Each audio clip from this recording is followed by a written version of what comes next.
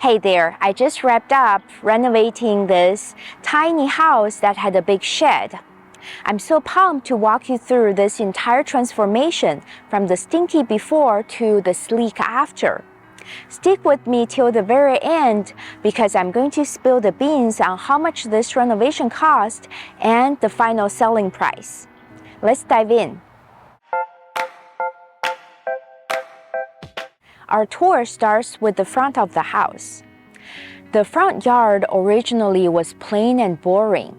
Instead of putting in fresh sod, we decided to experiment with artificial turf and spice things up by throwing in some cool rocks and plants for that extra flair. It's got this low-maintenance charm that's also easy on the eyes. The house had been rental for a very long time, so it desperately needed some good old TLC.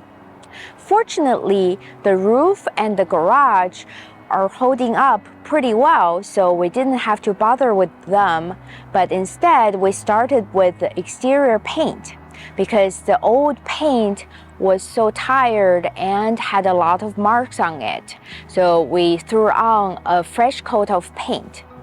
The windows and the storm door had seen better days, and the original front door was very traditional with a half-circle light at the top, so all of which had to be replaced. The new medium blue color on the front door brings a subtle yet pleasant contrast to the light gray exterior. Now welcome inside. This living room is very good sized, especially because it combines with the dining room, so we already have a semi-open floor plan that's very appealing. The room had only a traditional pendant light before, and we replaced it and added a bunch of recessed lights to brighten up the space. And the interior paint color was a beige color that gave off old school vibes, so we repainted it a fresh cream color that makes the room feel much brighter and more airy. I thought about just painting the brick fireplace, but then decided to change things up by framing it, adding an electric insert, and a pretty mantle. These changes bring a contemporary touch and also enhance the entire aesthetic of this space. The original hardwood floors in here were of a much darker color. A refinishing process breathed new life into them and lightened the color palette of this room. And on the other side of the entryway, there's a closet before that we eliminated and created easy access to the garage instead. The galley kitchen was a lot smaller before because the laundry area was at the end and it took up a lot of space. We relocated it into the garage with the new access so we could add more storage and work surface in the kitchen. The original kitchen cabinets were very dated and they had exposed hinges that were quite ugly. We replaced them with these modern shaker cabinetry that are two-toned, white on the upper and navy blue on the lower. The navy blue lower cabinets also tie into the medium blue front door color. At the end of the kitchen, we replaced the door to the backyard with this new door that has a large glass panel that bring in a lot of natural light. Other than that, we also added recessed lights in the ceiling, put in black plumbing fixtures and hardware, and also use some open shelving, and these all complete this beautiful look of the kitchen. Before we continue, I want to share with you guys that I recently celebrated the 6th anniversary of me being laid off from a corporate job. At that time, it was humiliating and nerve-wracking, but it was also a great wake-up call for me to realize that there's no real job security. So I decided to jump all in into my house flipping career. And fast forward 6 years, I've become an 8-figure house flipper and I've taken control of my own life. So I want to help more people to get started in house flipping and achieve financial freedom. That's why I created Transform Flipper Academy. If you're interested, you can apply to it at transformflipperacademy.com. The link is also in the description below. And I look forward to help you transform your life as well. This first bedroom was extremely stinky before. While filming the before video, I had to go take a breather every 2 minutes. The walls were all messed up and it had this medium beige paint that looked very depressing.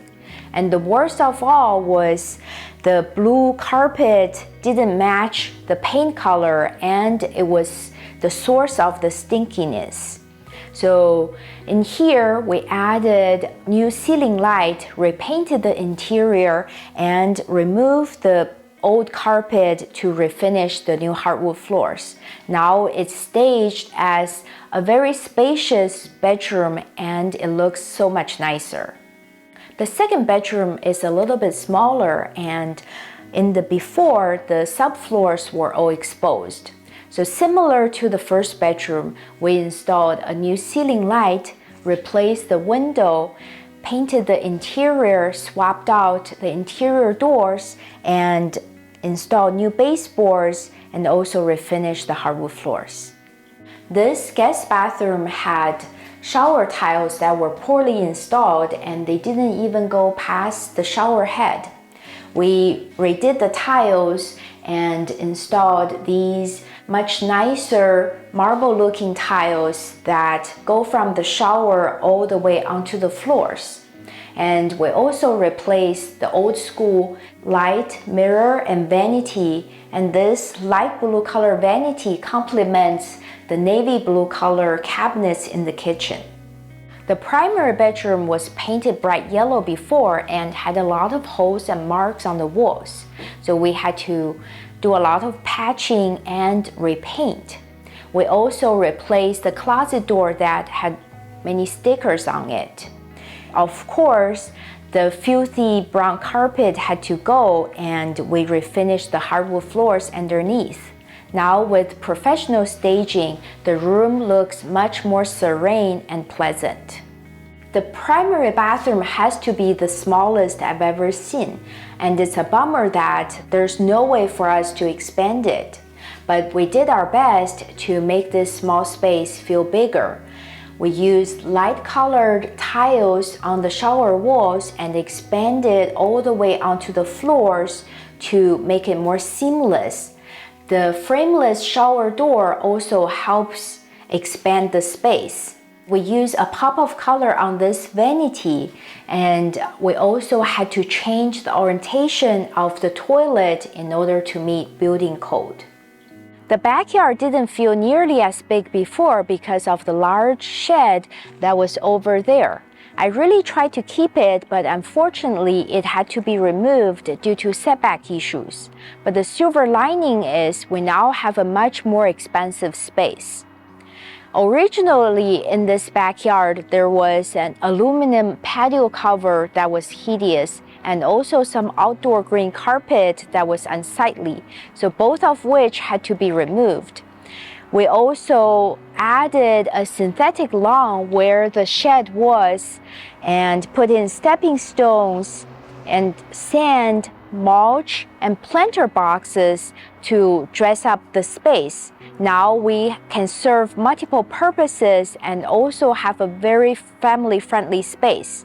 And I want to show you that in this planter box, we actually have little peppers already coming out and they are so cute. And I can imagine this vegetable garden being so useful for the next buyer.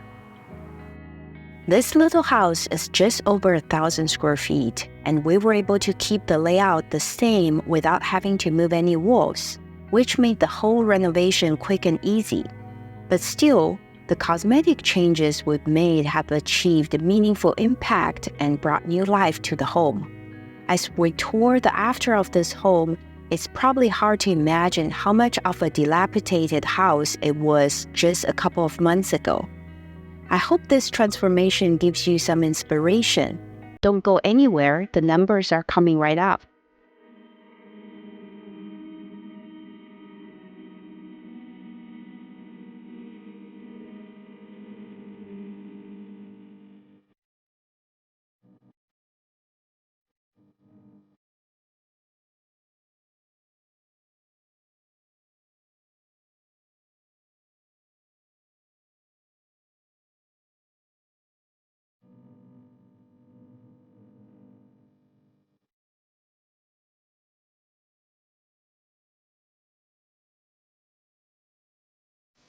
Now let's talk about the numbers. I purchased this home for 1.1 million and we put about 120,000 into the renovation. We just sold the house for 1.45 million and the profit is about 150,000. I hope you enjoyed this transformation, and if you did, give me a thumbs up and subscribe to the channel. Thank you so much for watching. See you next time. That had a big shed in the back. The new medium blue door color, teach more people to get started in house flipping and complements the navy blue color cabinets. Put in new shower tiles that go from the shower walls onto the wall